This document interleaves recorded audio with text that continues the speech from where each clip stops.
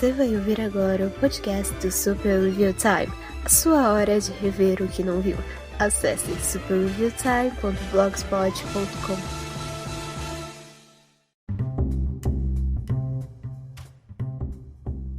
Olá, estamos começando mais uma vez o podcast do Super Review Time, dessa vez sem nenhum quadro, nenhum tema específico. Hoje eu vou só balbuciar coisas aleatórias, eu vou tentar fazer algum sentido, porque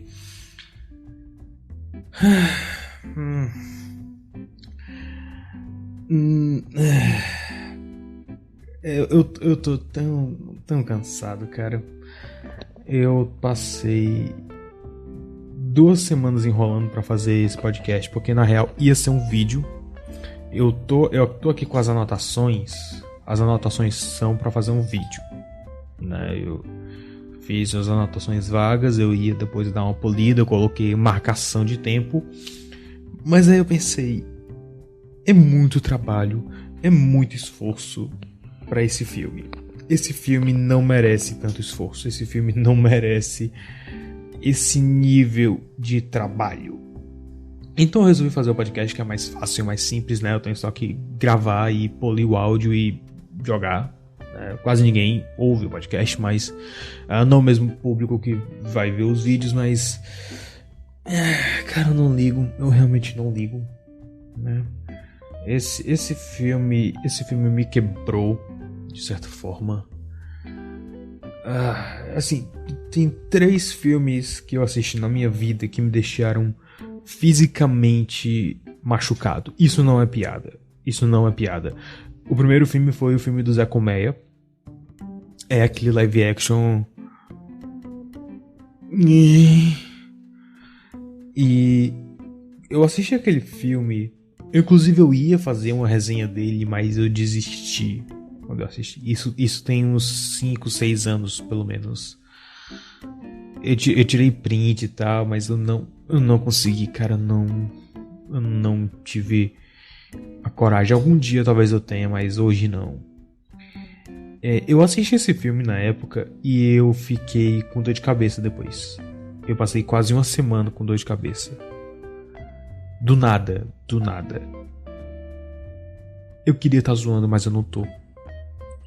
Esse filme realmente foi uma coisa diferente. Foi um monstro diferente. O outro filme foi o remake do Rei Leão, que me deixou realmente deprimido, né? Assim, o remake de Bela e a Fera me deixou irritado. O remake do Rei Leão me deixou deprimido. O remake do Rei Leão realmente me deixou... Caramba! Os caras gastaram o equivalente do PIB de Sergipe pra fazer uma tech demo de 2 horas. E ainda tiveram a pachorra de vender como live action. Eu odeio existir. Pois é. Space Jam meio que teve os dois efeitos em mim. Space Jam 2, que, caso você não saiba, é o tema desse podcast, porque você clicou aqui, né? Space Jam 2 me deixou deprimido e também me deixou com uma leve dor de cabeça. Eu acho que também que é parcialmente responsável pelo meu relógio biológico voltar ao normal, o que não é bom, né? Porque assim, melhor hora pra produzir é de madrugada. E eu voltei a dormir 10 horas, né? É só uma fase, depois eu volto. Mas de qualquer forma, Space Jam 2 ou Space Jam Um Novo Legado, né? Um filme que estava em inferno criativo desde sempre, né? Uma das primeiras versões, a primeira ideia para uma sequência que tiveram era de um filme com o Tony Hawk. O que poderia ser mais interessante do que a gente teve, mas aí eu lembro que realmente teve um filme do Tony Hawk animado e foi uma desgraça. Então eu acho que foi melhor assim, mas acho que teria sido interessante. Pelo menos eles estariam variando o esporte, né? De qualquer forma, Space Jam 2. Vamos conversar um pouco sobre os problemas desse filme, que são muitos. Vamos conversar um pouco sobre o que fazia o primeiro filme ser tão especial, porque o primeiro filme não é bom, mas ele funciona, ele é especial, né? Então vamos dar uma olhada nisso, vamos conversar um pouco sobre isso depois desse intervalo.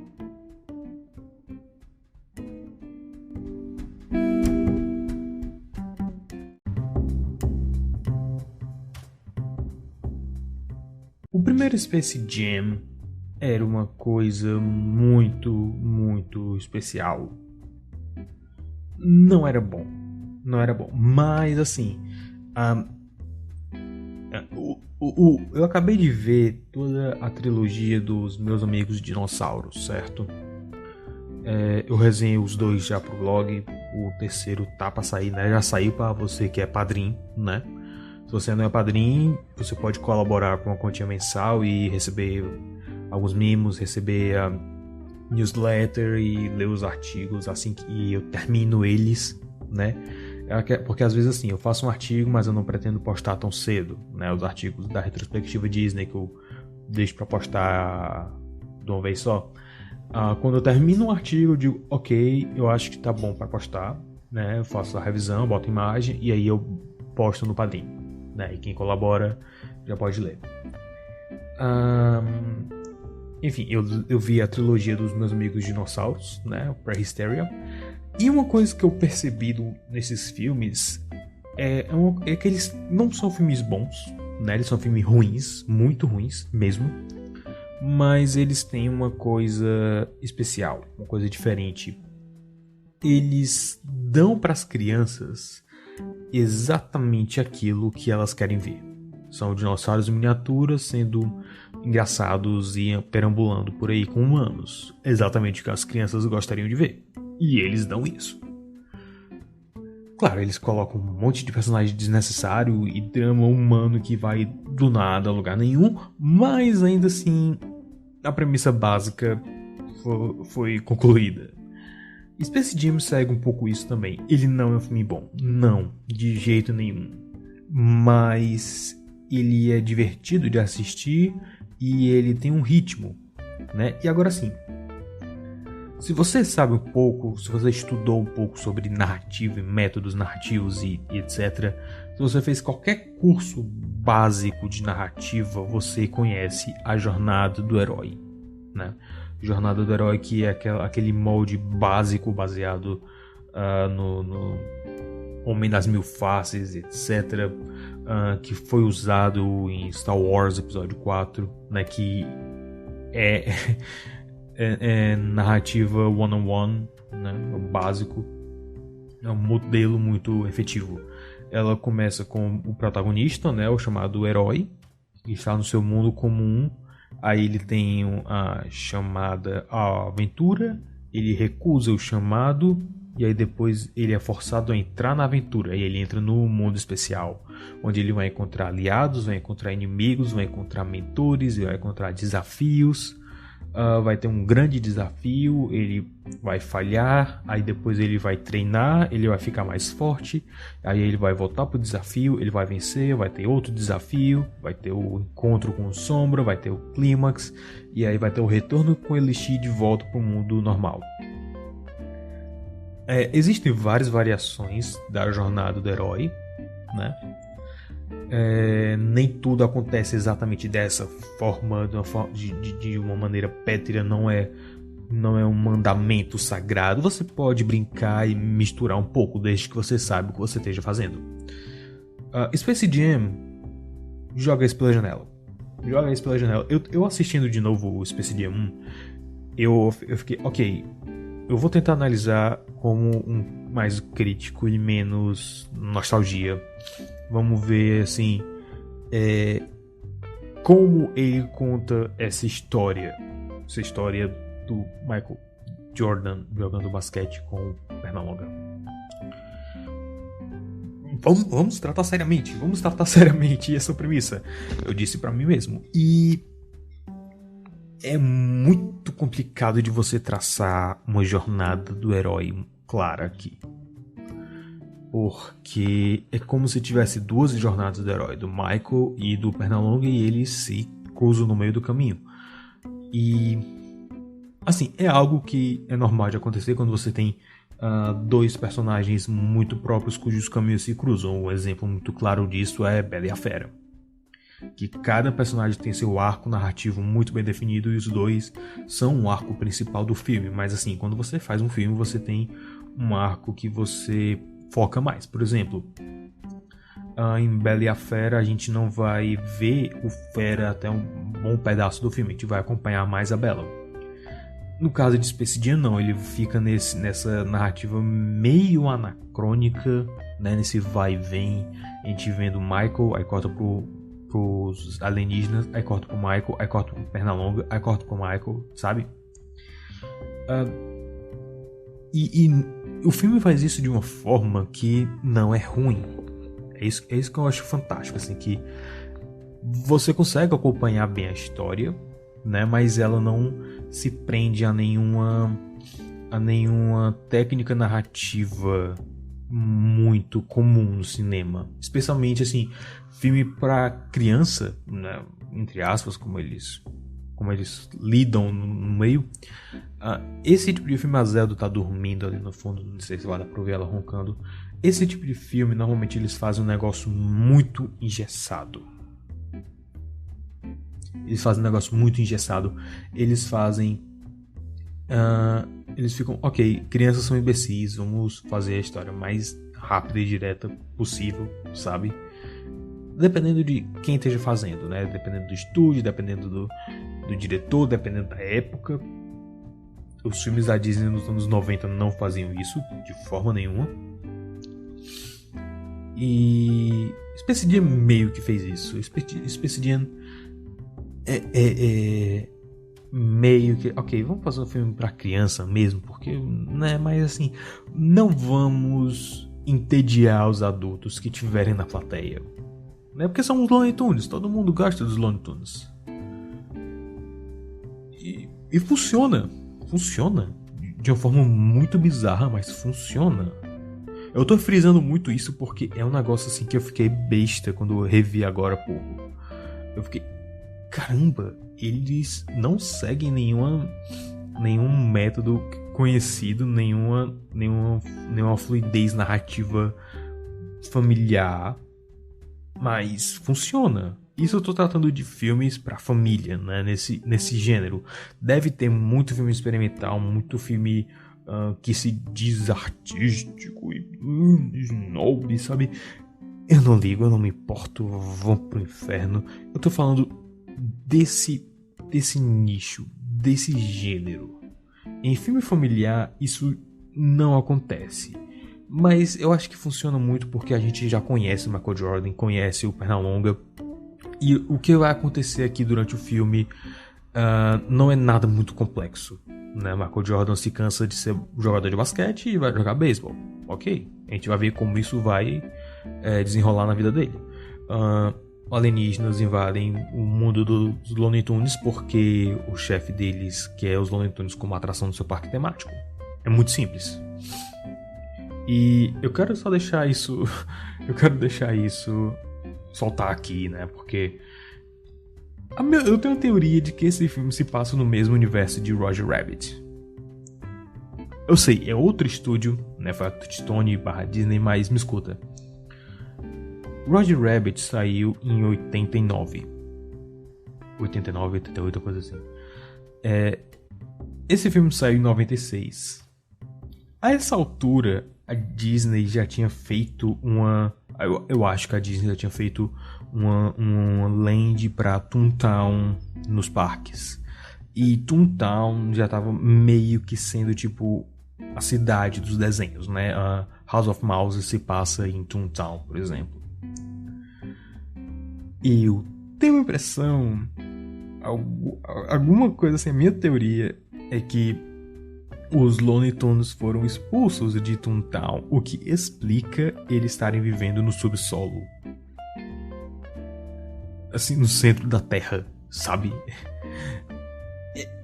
Essa é a minha teoria, esse é o meu headcanon, nada vai me convencer do contrário, e isso vai fazer sentido até pro Space Jam 2, né? Que também vai ter referência à Disney mais do que deveria. A ponto de, assim, talvez alguém pudesse processar, eu não sei. Eu não sei. Eu espero muito que alguém processe a Warner por esse filme, de verdade. Falando nisso, a Scarlett Johansson já tá processando a Disney, né? Porque o filme dela saiu nos cinemas e no Disney Plus ao mesmo tempo. E isso não tava no contrato e ela tá processando. E é a menina da Cruella, cujo nome eu esqueci agora, é a meninazinha bonitinha, fofinha do Homem-Aranha, que fez a Gwen. Do Homem-Aranha do Garfield. Eu não esqueci o nome dela agora. Mas ela também tá pensando em processar. E a Emily Blunt do Jungle Cruise também. São só rumores, mas foi isso que eu li hoje, né? Essa notícia saiu hoje. Vai passar o avião, eu tô nem aí. Então, Space Jam 1 funciona a um nível assim que é impressionante que ele funcione. É um milagre que esse filme funcione. Que esse filme tem um ritmo muito bom. Porque assim, primeira metade do filme é eles estabelecendo o Michael Jordan e o Pernalonga e os personagens e tal, a gente passando o tempo com eles, sabe? Porque assim, esse é um filme que sabe que a gente tem que se importar com os personagens e para isso a gente tem que passar tempo com eles. A gente viu o Michael Jordan pivete conversando com o pai dele e só nessa cena é colocada tanta coisa assim dramática, útil para que a gente entenda e conheça o Michael Jordan. A gente descobre que ele ama basquete, que seu pai joga beisebol, que ele quer ser jogador de basquete. E aí quando ele é adulto, né, ele diz, eu decidi parar de jogar basquete, eu vou jogar beisebol porque eu prometi pra alguém que eu faria isso e tal. O pai dele, né, a gente vê ele prometendo pro pai dele que jogaria beisebol. E a gente vê o Michael jogando beisebol e é uma desgraça. E assim, é algo que aconteceu na vida real, né? Uma época o Michael Jordan começou a jogar basquete. Quer dizer, deixa eu só confirmar isso. Ele começou a jogar beisebol. Eu tô com sono, tá bom, gente?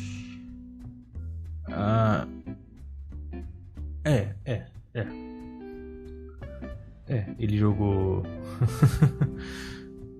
ele jogou beisebol e foi basicamente uma punchline, né? Michael Jordan tava em Eu Patroa as Crianças? Ou é só marmoto da... Não, ele tava, porque ele também tava em Back in Action. Puxa, Back in Action tem 18 anos, meu Deus, eu tô velho. Enfim.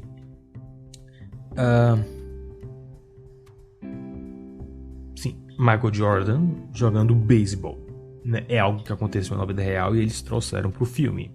Porque ainda tava fresco na mente das pessoas e...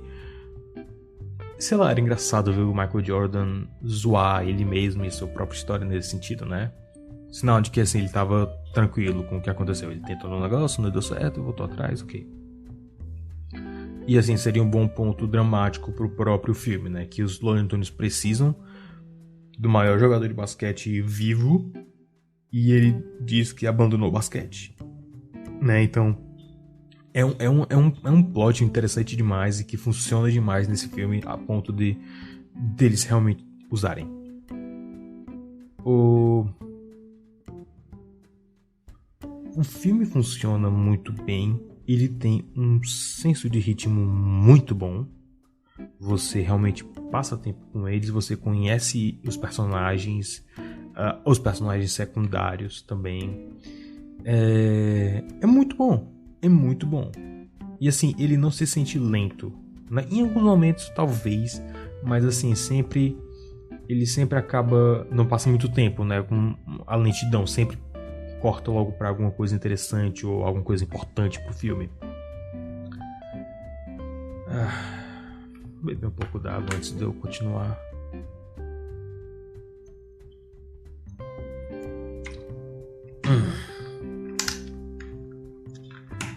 Space Jam 2,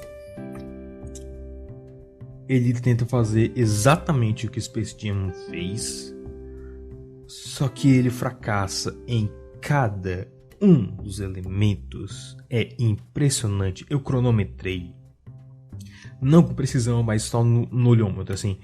Eu vi lá pra metade do filme do Space Jam 1, eles começam um jogo de beisebol. Ou de basquete, né? Então eles têm tempo pra desenvolver o jogo e tal. No Space Jam 2, eles fazem a mesma coisa. Na metade do filme, começa o jogo. O problema é... tudo acontece tão rápido e é uma overdose de referência visual que... mais me adianto.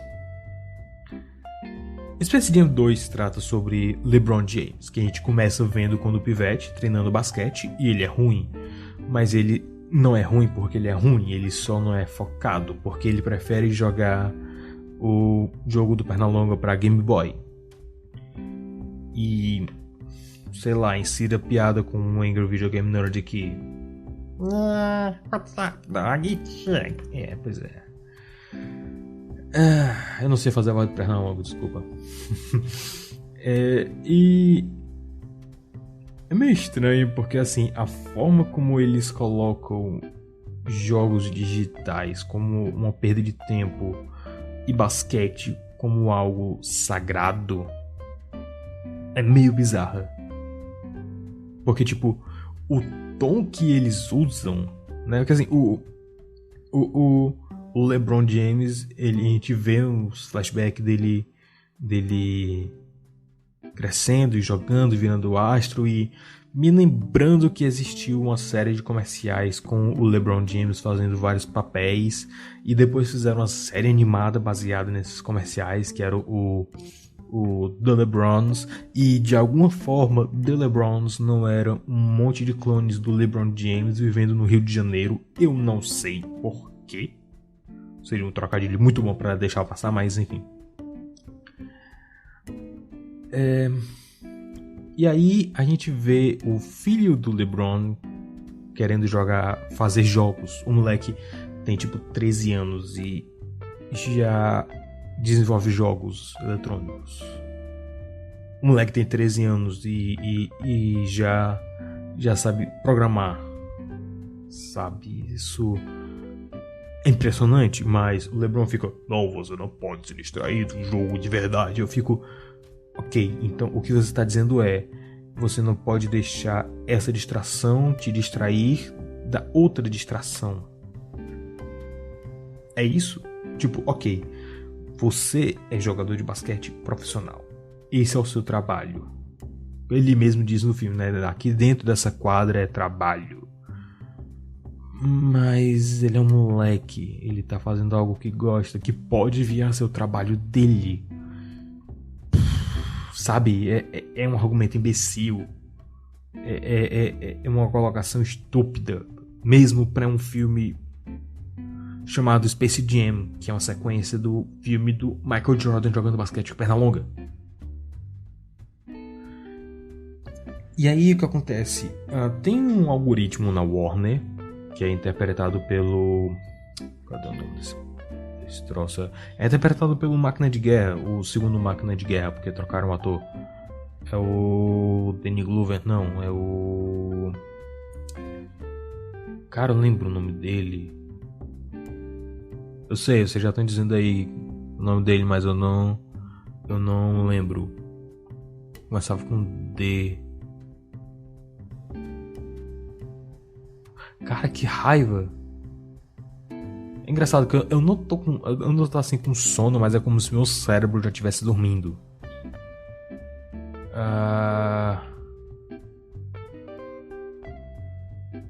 Eu não acredito que eu vou ter que abrir o IMDb só pra lembrar o nome do maluco. É o...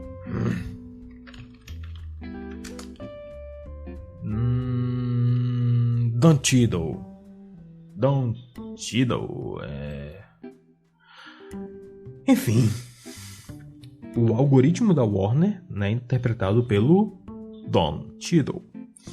E Seth Rogen já fez isso antes no especial da Netflix, que era um saco, né? Eu só assisti porque tinha o Kermit nele e foi a melhor parte do especial, na verdade. E eles repetiram a mesma piada lá, né? A piada da personificação do algoritmo. Só que aqui o que ele faz é o seguinte: esse é um negócio que existe de verdade, né? Vários estúdios já estão usando algoritmos para tomar decisões sobre os filmes. Embora eu acho que o roteiro desse filme tenha sido escrito por um algoritmo, nada me convence do contrário.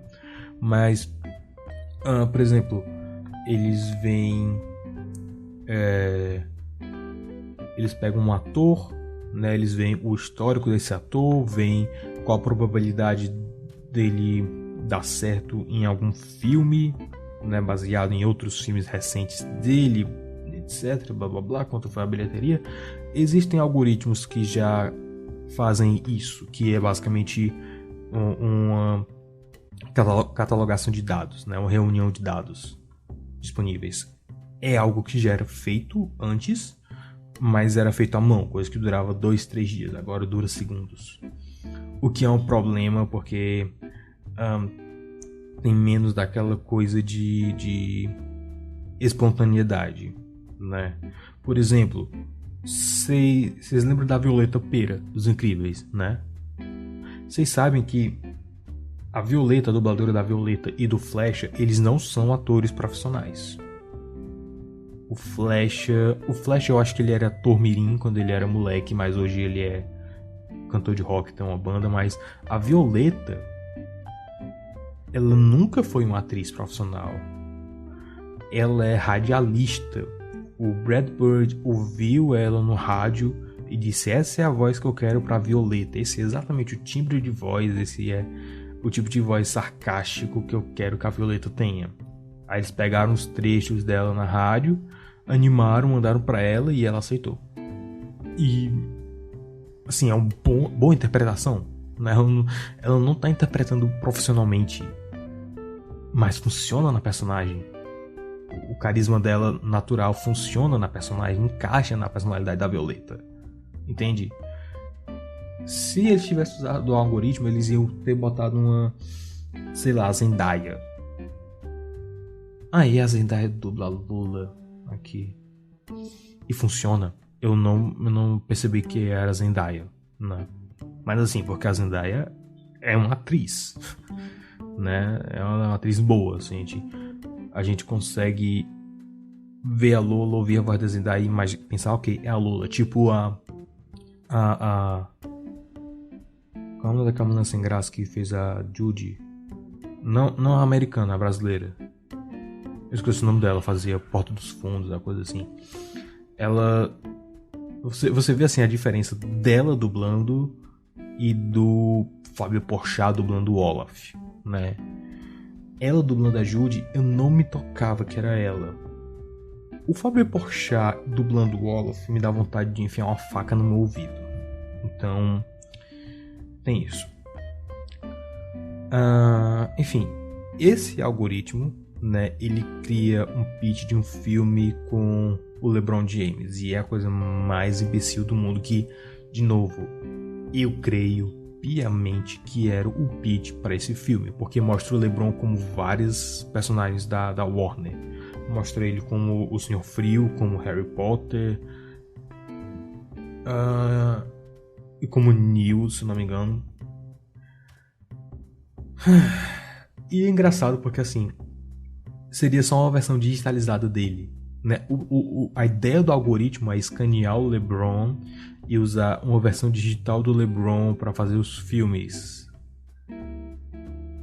O que é algo que o George Lucas queria fazer um tempo atrás, e ele até conseguiu. Ele fez muito avanço técnico nesse sentido, mas assim, eu acho que a própria ética do negócio fez ele dar um passo para trás. Tanto é que essa tecnologia não é tão usada hoje.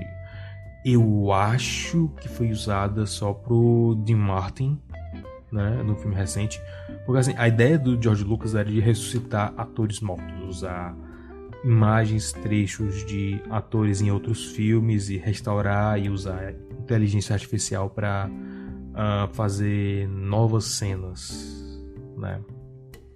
Assim, eticamente já é um bagulho muito controverso. Se você colocar pro lado da família, é pior ainda. Se colocar pro lado da arte, talvez ainda tenha algum uso, né? Mas, assim... é aquela coisa, né? É tipo a Leia no Ruge 1, o Moff Tarkin no... eu acho que era Os Últimos Jedi, eu não lembro agora. Mas teve algum filme recente que apareceu o Moff Tarkin. Foi o Rogue One também? Eu não sei, só vi aquele filme uma vez. E a única coisa que eu lembro daquele filme é a Batalha do Beach Park e o Darth Vader no final. Enfim. A Warner chama o LeBron James, né, pra ver o pitch do algoritmo. E ele, obviamente, odeia. O algoritmo fica furioso e... como o LeBron levou o filho dele, né, o filho game dev, e ele viu que o moleque tinha um conhecimento técnico de coisa digital, e aí ele atrai o moleque para os servidores da Warner e digitaliza o moleque e o pai dele. Isso soa familiar para você? Isso para você faz algum sentido? Deveria, porque é exatamente a premissa de Tron, da Disney. E o que eles fazem dentro dos servidores da Warner? Eles viajam pelos mundos da Warner. Te soa familiar? Pois deveria, porque é exatamente a premissa de Kingdom Hearts, da Disney. E mais que isso, existe uma cena grande, uma cena onde vários trechos foram usados nos trailers, né, e que é discutivelmente o maior design de produção do filme, assim, quando você pensa em Space Jam 2, você lembra dessa cena que é quando tem uma pancada de personagens de várias IPs da Warner misturadas. Isso te soa familiar? Porque deveria, porque é exatamente o que eles fizeram em Detona Ralph 2 e Roger Rabbit. E Detona Ralph 1 também, pra ser justo. Mas enfim, é basicamente isso. Tron com Kingdom Hearts e Detona Ralph 2. E Roger Rabbit. E Detona Ralph 1. Exceto que ruim. Tipo Detona Ralph 2. Meu Deus, Detona Ralph 2 é muito ruim. Enfim, prosseguindo. Para isso, o algoritmo faz um desafio. Semaru Shoka Jiguku no Gundam. Não sei se deu pra ouvir a moto aí, mas eu cantei do mesmo jeito, não quero saber. O algoritmo faz um desafio pro LeBron James, que pro LeBron ter o filho dele de volta, ele tem que vencer o algoritmo num jogo de basquete. Isso poderia parecer muito random, mas pelo menos eles deram uma justificativa boa nisso. O algoritmo diz que você é tão bom no basquete, então vamos jogar no seu jogo, né? E você não tem como recusar, porque você é bom nisso, então você vai vencer. Ok. É uma boa justificativa, eu vou engolir essa. O negócio é que o LeBron ele é mandado para o mundo dos rejeitados, como diz o algoritmo. O mundo dos rejeitados é o mundo dos Looney Tunes. E aí nisso ele passa por várias outras IPs, passa pelo Mágico de Oz, e Game of Thrones, e Matrix, e... Desculpa, eu tô sentindo uma dor física só de lembrar cenas. Porque é um negócio muito forçado, é um negócio muito... Enfim, ele chega no mundo dos Looney Tunes e ele descobre que o único Looney Tune restante é o Pernalonga. Isso porque o algoritmo convenceu todos os outros Looney Tunes a irem para os outros mundos da Warner. O que me faz levantar muitas perguntas, porque primeiro...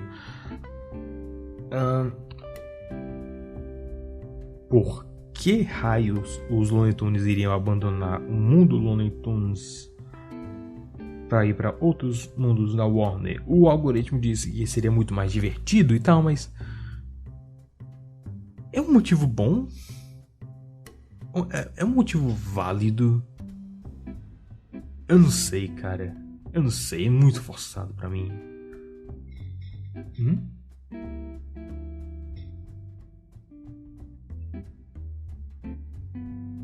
Ok, eu achei que ele tinha parado de gravar. Por por que ele... Enfim, tá sem alguma configuração. Ok, eu não vou editar isso, mano. Dane-se, esse filme não merece. De qualquer forma,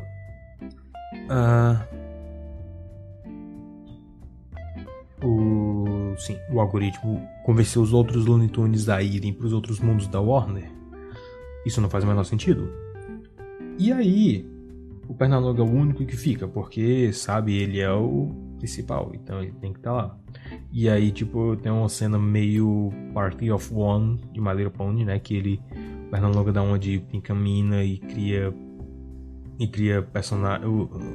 os amigos dele com objetos, né? Tipo, o gaquinho é uma melancia com um monte de fruta colada. E ele trata como se fosse o gaguinho de verdade. Ele meio que surta, mas, tipo, não é dramático, né? É pra ser engraçado, mas, tipo, não é uma piada engraçada e não é algo que dura muito tempo.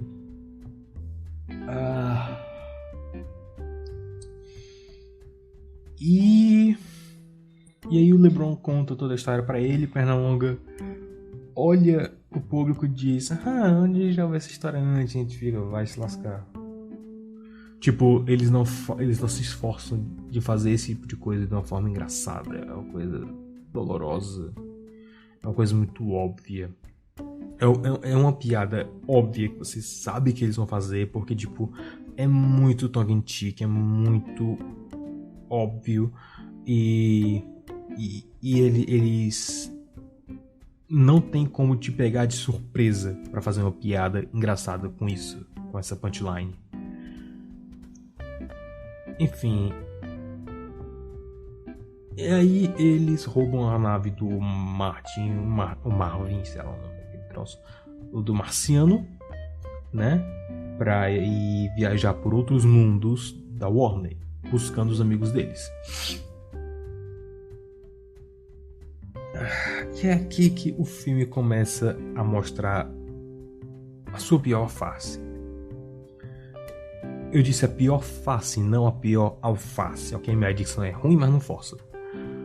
Mas vamos deixar isso para depois do intervalo, porque já tá dando uma hora aqui e se eu começar aqui eu vou desgringolar. Voltamos já comercial rapidinho.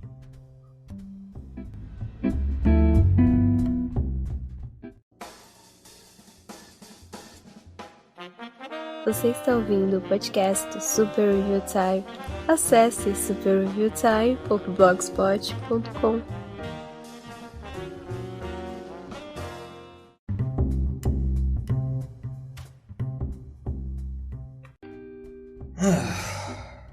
Então, o Pernalonga e o LeBron James começam a andar pelos mundos da DC para formar seu time de basquete, certo? A premissa é essa, eles vão formar o time de basquete. O LeBron tá montando um time que seria um ótimo time para jogar basquete, né? Ele tá tipo, pegar o Superman porque ele é rápido e tem força, o Batman porque ele é ágil, o Gigante de Ferro porque o herói dele é o Superman e ele tipo é grandão, então ele poderia ficar feliz de jogar com o herói dele. Mas aí se tiver o Gigante de Ferro também tem que ter o King Kong, sabe? Montando realmente o time dos sonhos pra jogar basquete. É um negócio absolutamente criativo e que faria muito sentido aqui, ao invés de se manter só nos Looney Tunes. Porque se você vai pegar todas as IPs da Warner e jogar no filme pra fazer um crossover, você tem que aproveitar isso, certo? Foi o que a Disney fez com Detona Ralph 2, que assim, Detona Ralph 2, por pior que o filme seja, por mais desgraçado que ele torne a história e os personagens principais da história, as partes de crossover deles são perfeitas, porque elas são curtas, elas são realmente assim criativas, são engraçadas, né? Por serem curtas a gente não espera muito delas, então o efeito delas é mais forte assim. E eles realmente misturam os personagens que a gente espera ver. A gente vê guarda de Star Wars, a gente vê o Homem de Ferro, a gente vê o Yor, a gente vê as princesas. Claro, cada um na sua medida, mas a gente vê e eles agem como a gente espera.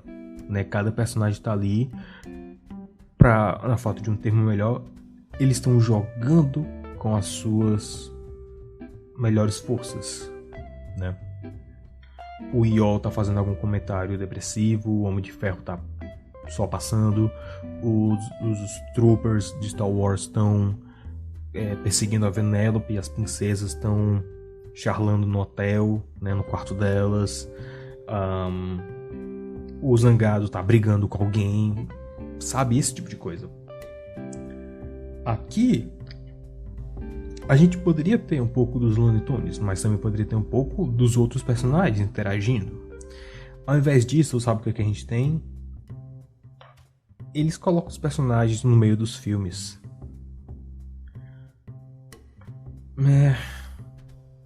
E assim, é estranho porque em teoria deveria ser um negócio muito engraçado, mas a edição desse filme é horrível. Tudo acontece muito rápido a ponto de você não saber, você não ter como digerir exatamente o que aconteceu, sabe? Por exemplo, você pega... Esse trecho do filme era pra ser um trecho de reunir a banda, né? Vocês sabem, tipo foi no Country Bears e no filme dos Muppets de 2011, que é essencialmente o mesmo filme, né? Que os caras vão... a gente vai em tal canto pra reunir os caras, né? A gente vai... aqui, a gente passa tempo com cada um deles, vê o que eles fizeram da vida, vê o que aconteceu com eles, tem uma cena engraçada, tem alguns aceitam mais fácil, outros aceitam mais difícil,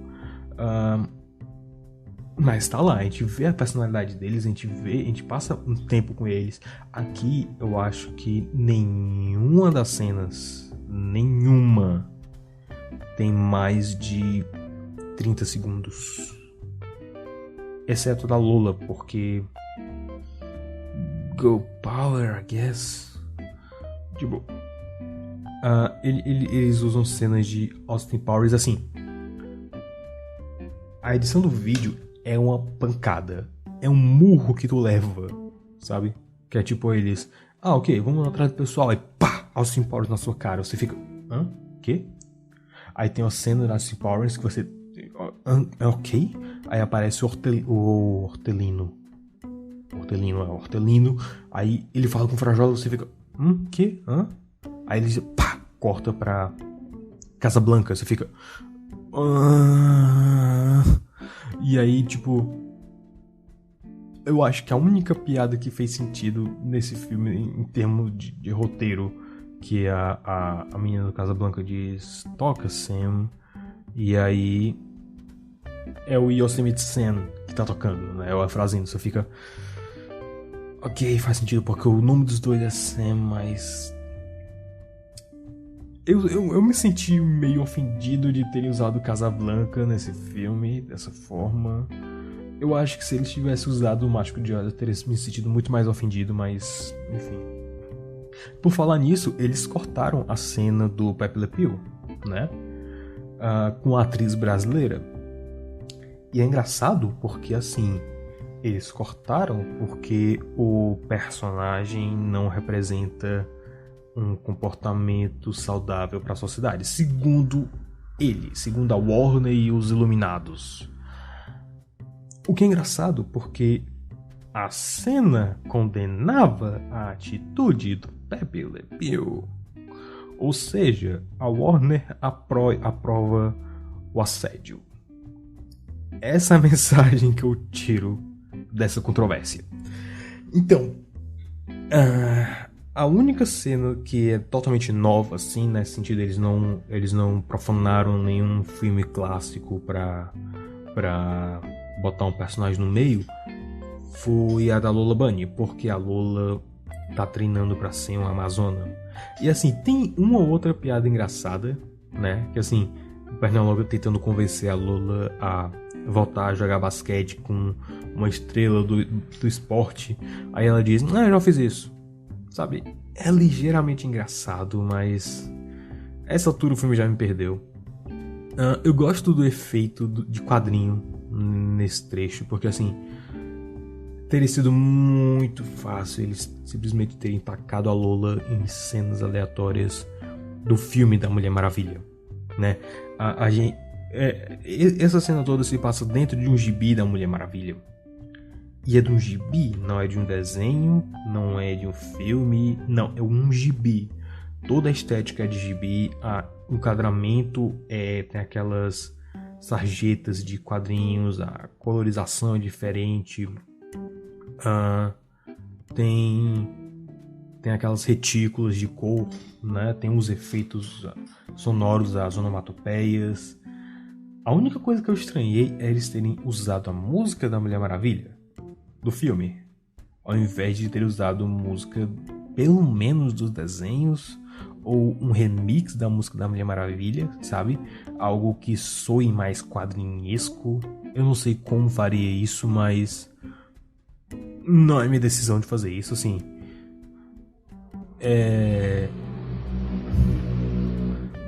Warera onera o kuroi kage sekai no rei wa o mamoru tame. Se eu fosse produtor do filme, eu diria, vamos manter a estética aí, pelo amor de Deus, vamos manter a estética. Se você tá fazendo a cena baseada nos quadrinhos, bota uma música mais típica de quadrinhos aí. Não quero saber, te vira. Quer usar o tema da Mulher Maravilha? Do filme? Massa. Mas faz um arranjo diferente, faz um arranjo mais cartunesco, não sei. E a cena da Lola funciona. Eu acho que de todos, a única cena que funciona realmente é a da Lola. Agora, o grande dilema aqui é o seguinte. O LeBron James quer fazer o melhor time possível para salvar o filho dele. E o Pernalonga quer simplesmente reunir os amigos de volta. E os dois são escritos de uma forma incrivelmente egoísta, né? Que cada um tem seus próprios objetivos nisso e eles não se entendem. O LeBron e o Pernalonga não se entendem. Mas isso é muito por causa da moral do filme, que é pros pais e não pros filhos. Porque o filme não sabe para quem quer ser. Ele não sabe se quer ser um filme para a próxima geração ou se ele quer ser um filme para a geração antiga.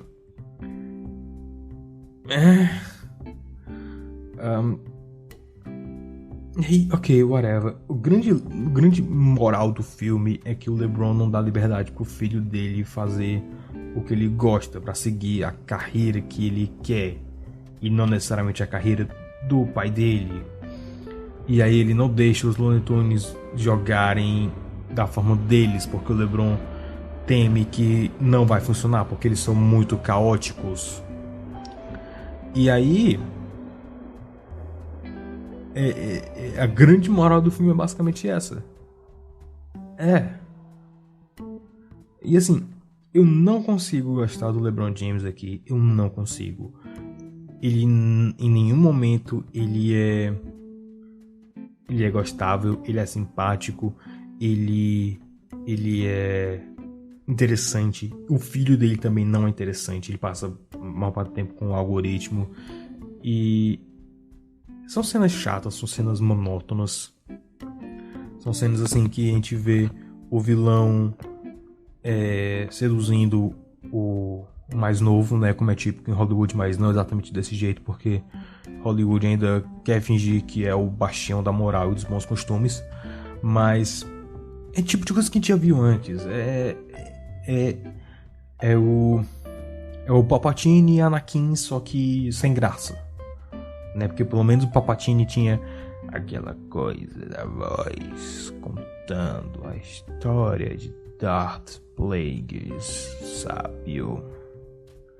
Eu não me surpreendo que você não tenha ouvido. Não é uma história que os Jedi iam contar. O Darth Plagueis foi um mestre Sith. E não tem isso. Ao invés disso, todo o filme tem essa edição rápida, essa edição frenética que tem muita coisa acontecendo ao mesmo tempo, com muito corte, e ele não te dá tempo para digerir o que está acontecendo. É só excesso de estímulo. E assim, não é aquele excesso de estímulo que eu fico, não, ok, eu sou velho e isso não é pra mim. Tipo, os camaradas novos, o Camarada X-Aid, por exemplo. Eu não consigo assistir Camarada X-Aid porque toda vez que ele se transforma, eu sinto que eu vou ter dor de cabeça. É muito efeito sonoro, é muito efeito visual e eu me sinto cansado só de assistir, né? Eu fico, ok, não é ruim, não é tecnicamente ruim, tá dentro do tema do herói, tá dentro do tema da série, mas não é pra mim, sabe? Aqui não é excessivo a esse ponto, mas é excessivo e assim, muitas vezes é solto, sem rima ou razão. Tipo, todo o tema do jogo, do filme é sobre jogo, mas tem alguns detalhes visuais que num jogo não fariam o menor sentido. Tipo, o moleque aumentando o nível dele e aí a pose dele muda. É tipo...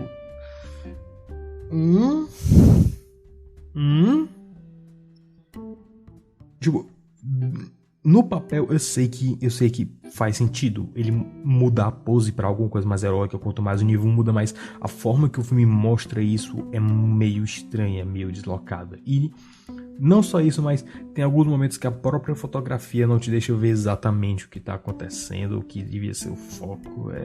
É meio bizonho. E o lance de vamos reunir a banda que os Looney Tunes fazem é muito rápido e às vezes assim é tipo...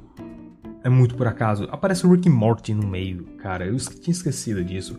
Eles encontram o Tais, porque o Tais esbarra na nave, né? Eles fazem referência a Star Trek, inclusive, que é estranho, porque Star Trek não é da Warner, é da Viacom. E eu não sei como a Viacom não processou ainda eles, porque... Enfim, é a Viacom. O Tais esbarra na janela da nave deles. E aí aparece o Rick e Morty. Tentou analisar esse troço aí, mas não deu nada de ver, aí eles vão embora. É uma piada muito inteligente, você não entenderia.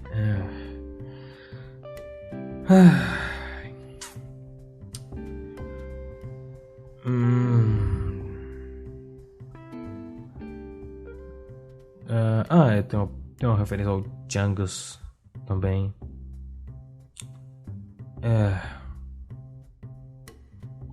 E assim, eu acho engraçado porque o Chungus funciona, é uma das poucas piadas visuais que realmente funcionam nesse filme.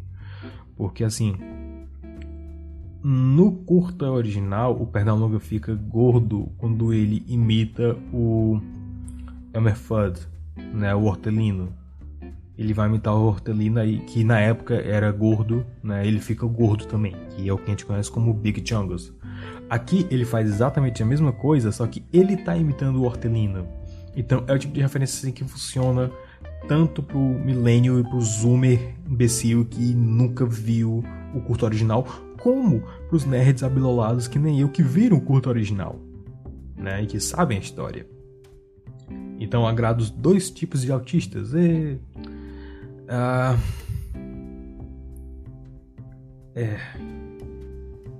aí tem esse trecho do filme, e aí depois tem um jogo de basquete que é muito bizarro, porque assim, sabe o lance que o LeBron tava fazendo de reunir o time dos sonhos pra jogar basquete? O Superman, o Batman, o Homem de Ferro não, o Gigante de Ferro, que inclusive se você não viu o Gigante de Ferro, assista, muito bom. O King Kong. Eles poderiam ter feito isso no jogo final, né? Porque assim, o jogo final, eles usaram um conceito parecido com o do filme original, né? Que é de usar jogadores reais. A diferença é que assim, no filme de 96, os alienígenas sugaram o talento dos jogadores da NBA e viraram monstros. Monstros genéricos, mas assim, tinha aquela relação com os jogadores da NBA. Aqui eles pegaram jogadores profissionais aleatórios, né? E ele escaneou os jogadores, né? O moleque escaneou os jogadores para botar no jogo dele.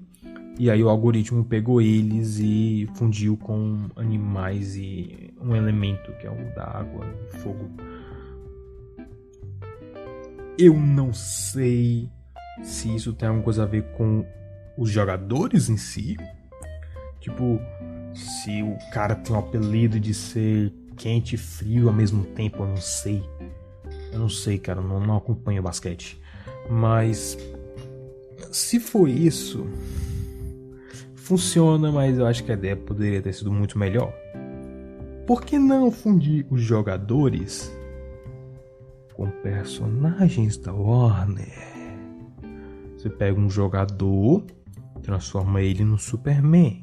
Você pega um outro jogador, transforma ele no Harry Potter, sei lá, no feiticeiro genérico.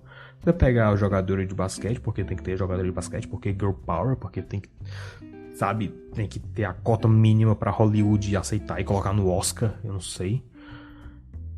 Eu queria muito estar zoando, mas o Oscar tem uns frescuros recentes agora desse tipo. Então tem que ter a jogadora mulher e funde ela com a Mulher Maravilha, né? Poderia ter sido uma coisa assim, poderia ter sido interessante. Mas não, eles fundiram com animais e elementos. E de novo, tudo é muito excessivo. Excessivo de efeito, excessivo de edição. Nada. Cara, começa que eles fazem uma tomada tipo jogador número 1. Eu acho que eu bati no microfone agora, eu não tô nem aí, eu não me ligo, eu não me importo. O jogador número 1 que é só uma enxurrada de referências. É só referência, é só enxurrada, tipo... Assim, você nem consegue ter tempo de apreciar as referências que tem. Detona Ralph 2 fez isso direito, né? Você conseguia olhar, tipo, o Zangado, a sombra do Peter Pan e os soldados Stormtroopers na mesma tela. Legal. A gente tinha aquelas tomadas do Oh My Disney, mas eram tomadas que ficavam por mais tempo. Eu consigo me lembrar de algumas delas. Eu consigo, assim, visualizar na minha mente algumas dessas tomadas assim mais memoráveis, do Buzz Lightyear, do castelo da Disney com as propriedades. Eu consigo me lembrar. Aqui eu não consigo lembrar de nada. É um borrão, sabe? E aí eu fico sentindo muito mais pelos animadores que tiveram todo o trabalho de modelar, rigar e animar esses personagens, né? Os Jetsons, os Flintstones, os Herculoides, porque alguém lembrou que os Herculoides existem, Space Ghost, o King Kong, e tipo, a maioria desses personagens, o Tubarão, a maioria desses personagens estão no fundo, desfocados, a gente não consegue nem apreciar a animação deles. A gente não tem tipo nenhuma piada deles, sabe, do Jetsons interagindo com os Flintstones, ou o Space Ghost interagindo com o Superman. Isso teria sido interessante, isso teria sido legal. Mas não, a gente não pode ter diversão nesse filme. Esse filme matou a diversão. E aí, os personagens animados são os que ficam mais distantes, porque, enfim, renderizar, tela verde. Os que ficam mais na frente são atores fantasiados. E aí a gente tem o Pennywise, tem aquele cara de gelo do Game of Thrones, a gente tem o anão de macaco voador do Mágico de Oz, tem a bruxa Madoeste, que eu não sei se foi uma maquiagem ou se eles realmente encontraram alguém tão feio quanto a Margaret Hamilton pra ser a bruxa Madoeste, o que é impressionante. Tem uma Dorothy asiática por algum motivo. Tem um... Ok, isso é interessante.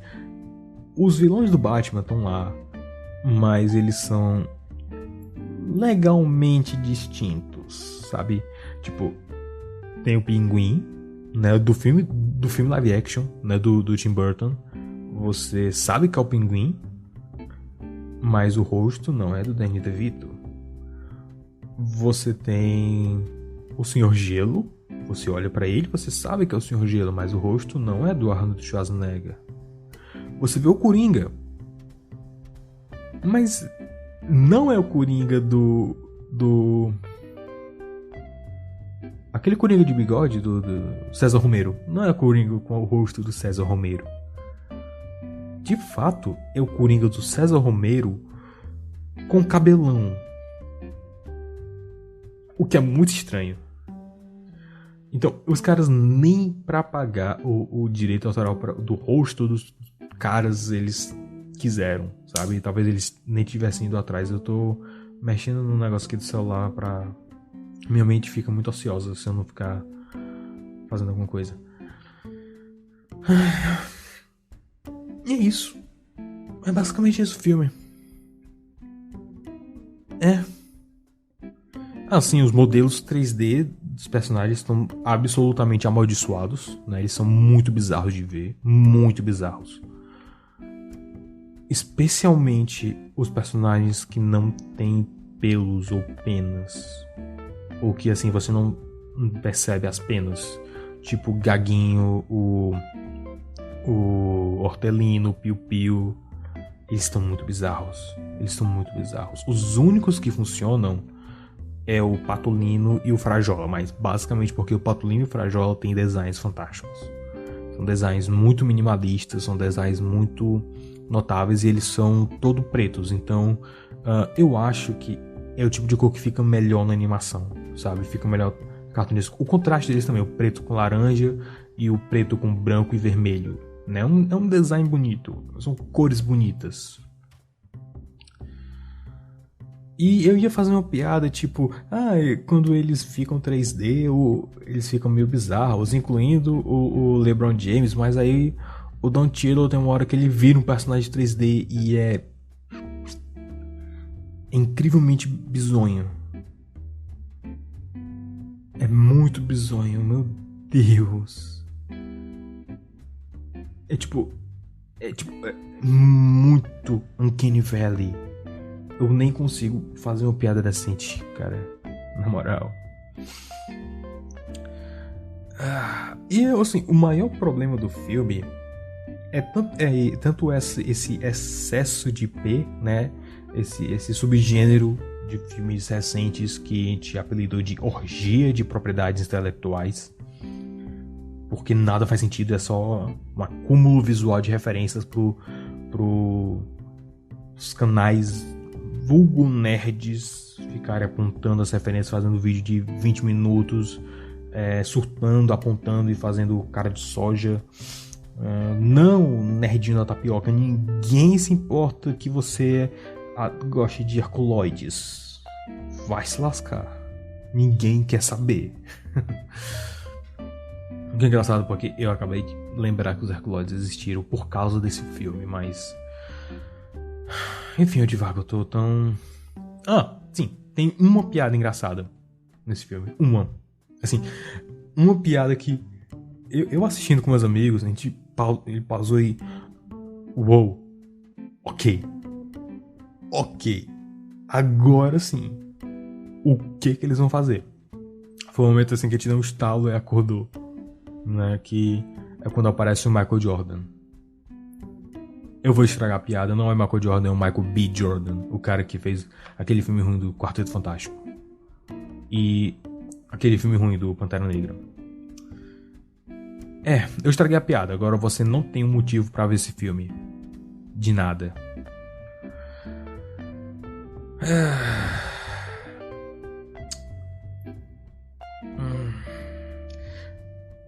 Narrativa do filme é muito parecida com a do filme original, né?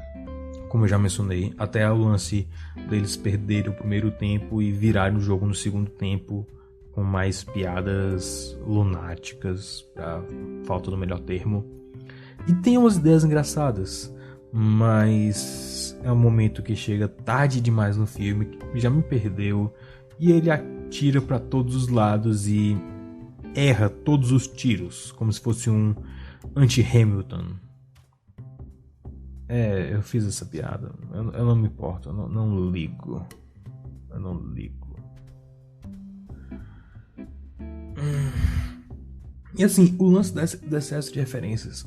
O filme original também tinha umas referências muito obscuras dos Looney Tunes, mas não eram excessivas e assim, você conseguia apreciar, sabe? Tipo quando eles mostraram o Bosco em quadro, né? Você sabe Bosco, né? O primeiro Looney Tunes, aquele que era uma caricatura de blackface que soltou a F-bomb em um dos curtas. Eu não tô inventando isso, podem procurar. E basicamente isso. O filme todo é muito rápido, acontece muita coisa, mas ao mesmo tempo acontece pouca coisa, que é muito bizarro. É tipo, tem uma hora que nada acontece e aí tudo acontece ao mesmo tempo. E aí quando tudo acontece ao mesmo tempo, ele não para de acontecer. É coisa atrás de coisa, atrás de coisa, atrás de coisa, atrás de coisa. E é um excesso visual, um excesso auditivo, um excesso de referência que não precisava ser assim. E assim, é sem graça. É um filme chato, é um filme monótono, é um filme doloroso de assistir. O maior crime desse filme, eu acho, é tentar se levar muito a sério. Tentar ser uma história de tipo... é um pai que não entende o filho que quer seguir a carreira diferente da dele. Ele é muito sisudo e exige demais dos filhos, que nem o pai do Michael Jackson, blá blá blá blá blá. Mano, é um filme do Pernalonga jogando basquete. É um filme do Pernalonga jogando basquete. Alivia um pouco. É pra ser engraçado, é pra ser divertido. Não é pra me passar uma moral batida e idiota. Essa moral funciona muito melhor no filme tipo Descendentes. E olha que... Descendentes, né? Vocês me conhecem. Não funciona aqui. Não é o tipo de filme para isso. É um filme fanservice. Olha... Existe um tipo de filme que é normalmente desprezado, que é o filme pipoca. Eu gosto de filme pipoca. Filme pipoca é aquele filme que é simplesmente divertido por ser divertido. Sabe? Vingadores, aquele primeiro Vingadores, é um filme pipoca. É só um monte de personagem... esdrúxulo, estapafúrdio, soltando frase feita atrás de frase feita e descendo a mãozada em cara mal. É um filme pipoca, sabe? É divertido. E ele sabe dosar bem as coisas. Space Jam 1 é um filme divertido. É um filme pipoca bom. É um filme que você assiste pra desligar a mente, né? E assim, mesmo quando você desliga a mente, ele não insulta tua inteligência. Ele faz piadas que você fica...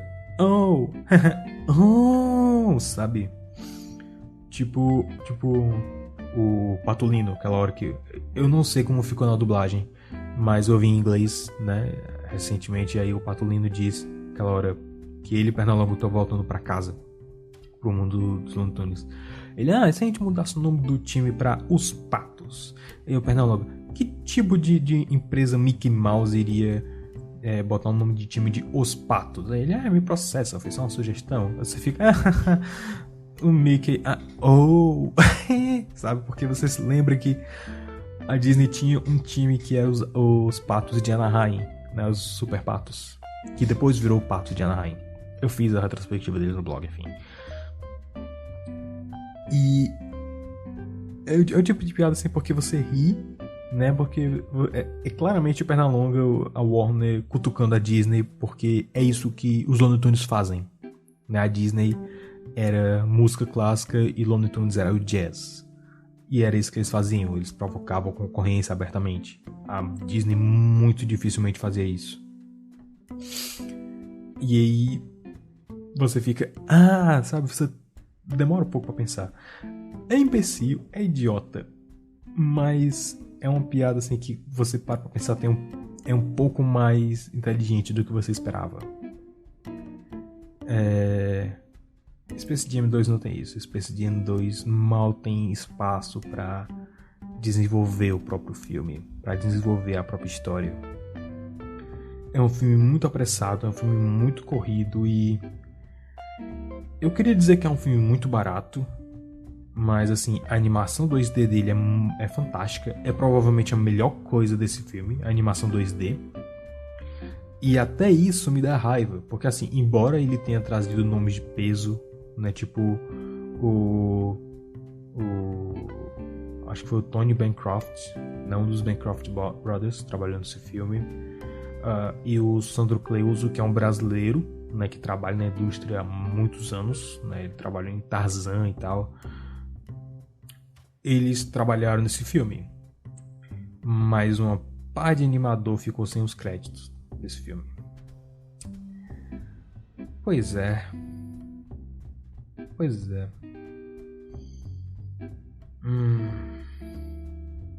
Então é isso, Space Jam 2 é uma catástrofe que não deveria ter acontecido.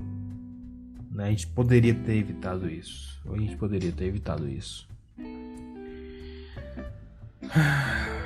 Sei lá, cara. Eu diria pra você não assistir. Pra você ficar contigo, porque assim, é um filme muito doloroso pra assistir. Você vai passar o filme todo pensando, cara, o primeiro filme já fez isso, fez de uma maneira muito melhor.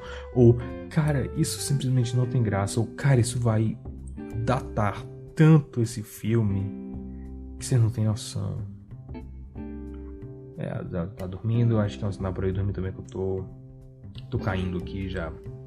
Então é isso, não assistam Space Jam 2. Eu dificilmente faço esse tipo de conselho, né? Eu faço a resenha, dou meu comentário, dou minha opinião e deixo que vocês decidam por vocês mesmos, mas o meu conselho é não assistam Space Jam 2.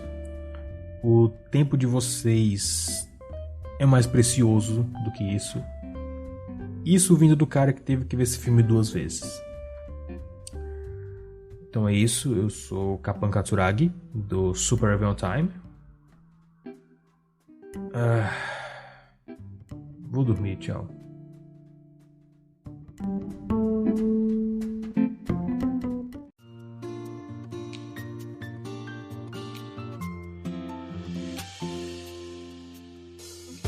Você ouviu o podcast do Super Review Time. Para mais resenhas e vídeos de coisas semi-obscuras, acesse superreviewtime.blogspot.com.